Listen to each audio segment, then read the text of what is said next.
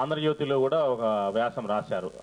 తొలి గతకురాలు అచ్చమాంబ నల్లగొండ అని.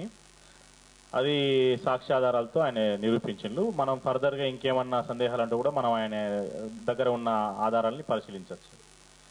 తర్వాత ఈ నన్నయ్యకు ముందు దొరికిన బొమ్మల గుట్ట శాసనం అంటున్నారు కదా, వాస్తవానికి తెలుగు సాహిత్య చరిత్రలో యుగ విభజన అనేది అత్యంత అప్రజాస్వామికమైంది. యుగ విభజన అనేది వాళ్ళు ఏం చేశారంటే నన్నయ్యని ఆదికవి చేసి నన్నయ్య నుండి మొదలైంది సాహిత్యం అని చెప్పుకొచ్చారు. 2.5 పర్వాలు అనువదించిన అనువాదకుడు అని నేను ఇంతకుముందు మాట్లాడిన ఉపన్యాసంలో చెప్పిన. వాస్తవానికి అంతకంటే ముందు మన దగ్గర కవులు ఉన్నారు, సాహిత్యం ఉన్నది, వేల ఏళ్ళ మౌఖిక సాహిత్యం ఉన్నది, పంపడు పొన్నడు రన్నడు అనేటువంటి కవులు ఉన్నారు మన దగ్గర. నన్నయ్య కంటే 1000 ఏళ్ళ ముందు వాళ్ళంతా ఉన్నారు. సో కాబట్టి మనం ఇప్పుడు సాహిత్య చరిత్రల్ని తిరగరాయాలి. కొత్తగా రాసుకున్నప్పుడు మాత్రమే అది సాధ్యమైతే. ఆ తర్వాత భాషలో అన్య దేశాలు చేరడం వల్ల భాషకు నష్టం జరుగుద్దా, లేకుంటే కుంచుకపోతున్నామా, విశాలం అవుతున్నామా అనేది ఒక మాట అన్నారు కదా. భాష ఎప్పటికప్పుడు మారుతుంటుంది. ఆయా కాలాలని బట్టి, ఆయా సమాజ పరిస్థితులను బట్టి, ప్రభావాలని బట్టి భాష మారుతుంటుంది. కానీ అప్డేట్ కావడం అనేది అవసరం.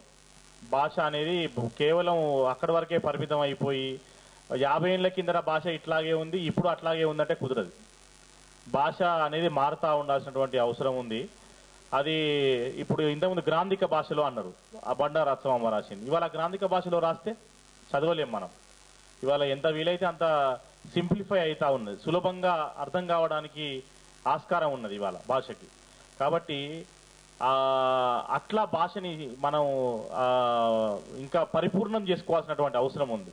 ఇంకా రకరకాల కుల వృత్తుల మాండలికాలు భాషలోకి వచ్చి ఇప్పటిదాకా నేను చెప్పిన ఎగ్జాంపుల్స్ అన్ని మషాలు కానీ ఇవన్నీ కూడా మనందరికి డాకలి కానీ ఇవన్నీ అర్థమైనప్పుడు మాత్రమే మన భాష ఇంకా పరిపూర్ణం అవుతుంది. భాషని పరిపూర్ణం చేసుకోవడం ఎట్లా అనేది కూడా మనం ఆలోచించాల్సిన అవసరం ఉంది.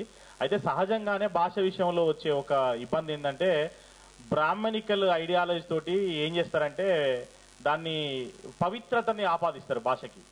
భాషకు పవిత్రత ఆపాదించడం అంటే అది ఖచ్చితంగా మనువాదమే తప్ప ఇంకొకటి కాదు.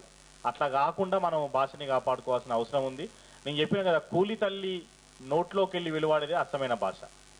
మనము మన చెలకల్లో కలుపు తీసే తల్లి దగ్గరికి పోయి ఎట్లున్నావు అవ్వా అంటే చాలు మాట్లాడుతుంది, బొచ్చడాన్ని విషయాలు చెప్తుంది. కాబట్టి అది ప్రజల నోళ్ళల్లో ఉన్నటువంటి భాష, దాన్ని మనం కాపాడుకోవాల్సినటువంటి అవసరం ఉంది. అది అది అది పుస్తకాల్లోకి రావాలి. అవును, అది పుస్తకాల్లోకి వచ్చినప్పుడు మాత్రమే ఆ భాష సజీవం అవుతుంది, అది కొన్ని తరాల పాటు బతుకుతుంది. అది ఇప్పుడు తెలంగాణ ప్రభుత్వం ముందున్నటువంటి ఒక ముఖ్యమైన సవాలు కూడా. వాస్తవానికి మనం సవాళ్ళ గురించి మాట్లాడుకుంటున్నాం కదా, అది ప్రజలు చేయాలి, పాలకులు చేయాలి. నేను చెప్పిన కదా, నల్గొండ జిల్లాలో భూతం ముత్యాలు అనే ఒక రచయిత దళితుల భాష అంతరించిపోతుంది అని చెప్పి ఆయన 3000 పదాలతోటి దళిత పదకోశం తయారు చేసిండు.